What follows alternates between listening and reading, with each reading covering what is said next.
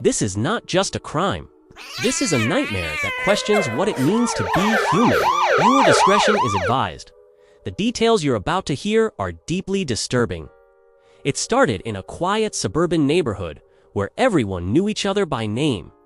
Families would leave their doors unlocked. Children played on the streets until sunset.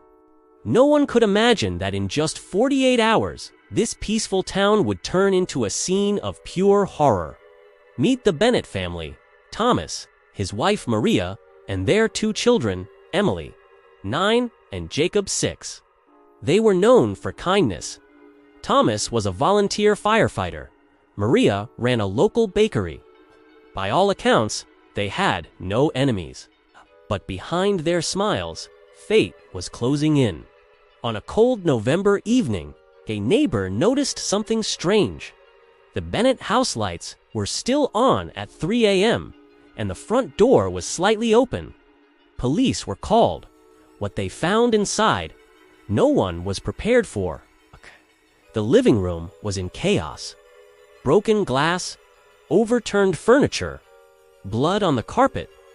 Upstairs, the unimaginable, all for family members, lifeless. The brutality shocked even seasoned detectives. This wasn't just murder, it was rage, calculated and personal. Detectives searched for signs of forced entry. Nothing. It looked like the killer had been let in willingly. Security camera footage from a nearby gas station showed a hooded figure walking toward the Bennett home hours before the murders. But his face was never captured. Fingerprints on a coffee mug matched someone the family trusted: Aaron, Thomas's childhood friend. Aaron had been staying with the Bennetts after losing his job. To the community, he was like family. But as detectives dug deeper, they uncovered his dark spiral: gambling debts, drug addiction, and a growing resentment toward Thomas's perfect life. When confronted, Aaron broke down. He claimed Thomas refused to give him more money, and in a drug-fueled rage, he snapped. His chilling words during interrogation: "I didn't mean to kill them all.